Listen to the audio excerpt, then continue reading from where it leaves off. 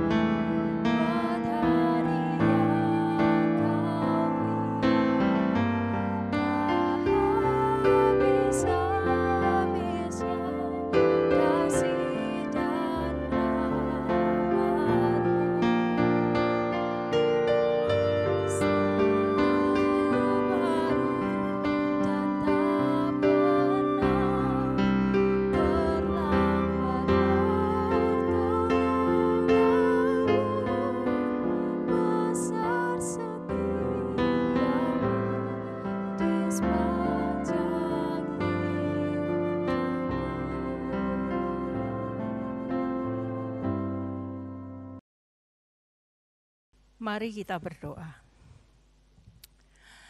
Bapa, sungguh kami bersyukur untuk penyertaan-Mu, untuk pemeliharaanmu kepada setiap kami anak-anak-Mu hari lepas sehari. Di tengah-tengah kondisi di sekitar kami, di tengah-tengah kehidupan di sekitar kami yang semakin hari semakin berat, tetapi berkat dan penyertaan Tuhan masih tetap kami rasakan. Kami bersyukur Tuhan, bahkan ketika saat ini kami masih diberikan kesempatan untuk belajar firman Tuhan. Kami bersyukur untuk itu. Dan biarlah Tuhan firman yang kami baca dan kami dengarkan bersama-sama boleh menguatkan kami menghadapi tantangan kehidupan kami. Terima kasih Tuhan, di dalam nama Tuhan Yesus kami berdoa. Amin. Ya.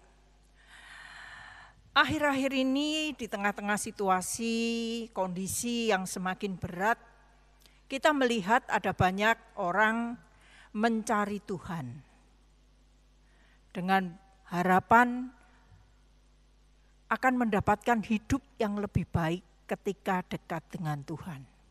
Apakah itu salah? Tidak sepenuhnya. Memang ini bukan sesuatu yang salah, tetapi kalau kita mencari Tuhan hanya untuk mendapatkan berkat, mendapatkan dan menginginkan hidup kita lebih baik, bebas dari segala macam persoalan kehidupan, maka kita akan kecewa. Dan itulah juga yang dialami oleh banyak orang. Kecewa karena ternyata ikut Tuhan pun tetap harus menghadapi kesulitan ekonomi. Ikut Tuhan tidak dengan serta-merta penyakit disembuhkan dan sebagainya. Nah, ini tidak terkecuali juga di dalam kehidupan kita sebagai umat Tuhan. Sehingga tidak jarang kemudian kita menjadi kecewa. Kadang kita lupa. Bukankah tantangan, masalah, selain berkat, selain penghiburan Tuhan, tantangan, masalah, dan kesulitan hidup itu yang membuat hidup kita itu menjadi lebih berwarna. Karena itu mari kita belajar bagaimana ketika kita menghadapi tantangan dan persoalan hidup, kita harus bersikap. Kita akan baca dari kitab 2 Raja-Raja pasal 4 ayat 1 sampai ke 7. 2 Raja-Raja 4 ayat 1 sampai ke 7 demikian firman Tuhan. Salah seorang dari istri-istri para nabi mengadukan halnya kepada Elisa sambil berseru, "Hambamu, suamiku sudah mati, dan engkau ini tahu bahwa hambamu itu takut akan Tuhan. Tetapi sekarang penagih hutang sudah datang untuk mengambil kedua orang anakku menjadi budaknya." Jawab Elisa kepadanya, "Apakah yang dapat kuperbuat bagimu? Beritahukanlah kepadaku apa-apa yang kau punya di rumah." Berkatalah perempuan itu, "Hambamu ini tidak punya sesuatu apapun di rumah, kecuali sebuah buli-buli berisi minyak." Lalu berkatalah Elisa, "Pergilah, mintalah bejana-bejana dari luar daripada segala tetanggamu. Bejana-bejana kosong, tetapi jangan terlalu sedikit. Kemudian masuklah, tutuplah pintu sesudah engkau dan anak-anakmu masuk, lalu tuanglah minyak itu ke dalam segala bejana. Mana yang penuh, angkatlah." Pergilah perempuan itu daripadanya. Ditutupnyalah pintu sesudah ia dan anak-anaknya masuk, dan anak-anaknya mendekatkan bejana-bejana kepadanya, sedang ia terus menuang. Ketika bejana-bejana itu sudah penuh, berkatalah perempuan itu kepada anaknya, "Dekatkanlah kepadaku sebuah bejana lagi." Tetapi jawabnya kepada ibunya, "Tidak ada lagi bejana." Lalu berhentilah minyak itu mengalir. Kemudian pergilah perempuan itu memberitahukannya kepada abdi Allah, dan orang ini berkata, "Pergilah, jualah minyak itu, bayarlah hutangmu, dan hiduplah dari lebihnya, engkau serta anak-anakmu."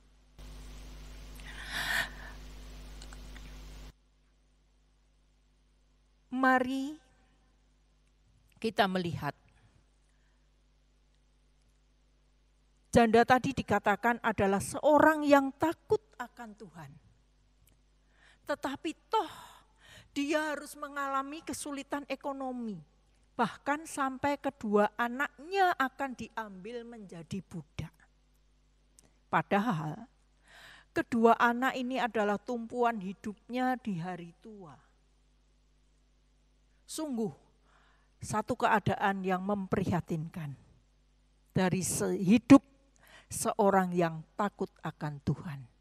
Tetapi mari kita belajar dari janda tersebut. Yang pertama kita boleh belajar dari janda tersebut, yang dia lakukan adalah ketika semua jalan sudah menjadi buntu, dia datang pada sosok yang tepat, yaitu Tuhan. Memang dia adalah orang yang dekat dengan Tuhan. Tetapi ketika jalan kehidupannya menjadi semakin sulit, dia tidak kemudian berputus asa. Dia datang kepada abdi Allah, dia datang kepada Tuhan untuk memohon pertolongan Tuhan.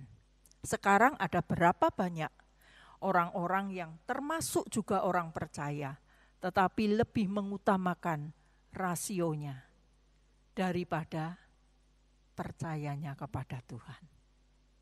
Bahkan ada orang-orang percaya yang kemudian di tengah-tengah situasi sulit menjadi lupa kepada Tuhannya, meragukan Tuhan.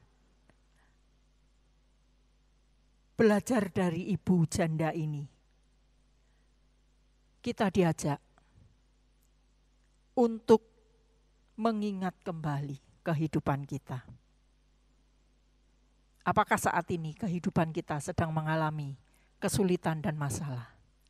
Kalau itu terjadi, ketika kita menghadapi banyak tantangan, jangan pernah berputus asa, karena satu jalan masih dibuka untuk kita. Datanglah kepada Tuhan, memohonlah kepada Tuhan, dan Tuhan itu, Tuhan yang baik itu akan memberikan pertolongan lewat caranya. Kemudian yang kedua, kita juga belajar, diajak untuk belajar bagaimana tentang iman yang aktif. Banyak orang merasa bukti iman itu adalah ketika bisa menuntut Tuhan. Jadi orang yang imannya besar adalah orang yang bisa mengklaim Tuhan untuk memenuhi apa yang dia minta. Tetapi belajar dari wanita ini, dari janda ini, kita diingatkan, jangan menuntut bukti terlebih dahulu. Tetapi buktikanlah iman kita lebih dulu dengan tindakan yang nyata. Ketika janda ini datang kepada Elisa dan kemudian Elisa menyuruh mencari tempayan yang banyak, kemudian menuangkan minyak ke dalam tempayan-tempayan itu adalah hal yang tidak masuk akal. Tetapi apa yang dia lakukan? Apa yang direspon oleh wanita, oleh janda ini? Dia lakukan itu dengan penuh percaya, entah dari mana pertolongan itu datang, tetapi dia yakin apa yang dilakukan, apa yang diperintahkan, itulah yang harus dia lakukan. Dia imani bahwa pertolongan Tuhan akan datang melalui itu. Dan tindakan nyatanya ini membuktikan. Seringkali kita menuntut bukti lebih dulu, tetapi kita diingatkan, kita harus punya iman yang aktif, iman yang tidak hanya menuntut bukti dari Tuhan, tetapi iman yang disertai tindakan. Dari sana kita akan melihat Tuhan bekerja melalui apa yang kita lakukan. Kemudian yang ketiga, kita juga diajak belajar bagaimana seorang wanita sederhana, tetapi begitu dia merasakan mujizat yang besar di dalam kehidupannya, kita pun tentunya ingin merasakan dan menikmati mujizat Tuhan dalam hidup kita. Tetapi hal yang perlu kita belajar, bagaimana kita masih harus belajar menikmati mujizat. Kita sering mengira bahwa menikmati mujizat itu artinya kita diam dan Tuhan bekerja dengan cara yang luar biasa. Tetapi wanita sederhana ini mengajarkan kepada kita. Apa yang diajarkan? Jalani prosesnya di dalam usaha kita. Seringkali ketika kita ingin menikmati satu mukjizat, kita tetap harus melakukan satu proses yang panjang. Satu proses yang tidak mudah, yang di dalamnya dituntut iman kita ini sungguh-sungguh percaya kepada Tuhan. Dan kita melihat bukti dari janda 2 anak ini. Dia harus menjalani proses yang tidak realistis, tetapi ketika dia melakukan itu, Tuhan memberikan mukjizat yang tidak disangka-sangka.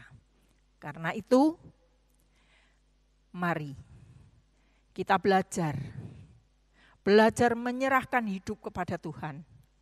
Ketika semua jalan buntu dan kesulitan hidup kita datang, mari kita mencari sosok yang tepat, dan itu adalah Tuhan. Mari, yang kedua, kita juga mengingat, kita juga belajar bagaimana memiliki iman yang aktif. Iman yang bukan menuntut bukti terlebih dahulu, tetapi iman yang kita buktikan melalui tindakan kita. Dan saat itulah kita akan menerima, kita akan menyaksikan Tuhan berkarya. Dan Tuhan memberikan janjinya kepada kita.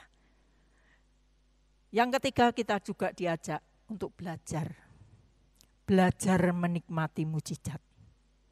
Bukan diam menunggu Tuhan bekerja, tetapi kita belajar menjalani proses yang Tuhan siapkan. Proses itu mungkin butuh pengorbanan waktu kita. Proses itu mungkin butuh kesediaan kita untuk berlelah-lelah, bersusah payah. Tetapi mari kita jalani sambil kita menantikan Tuhan bekerja, memberikan mukjizat di dalam kehidupan kita.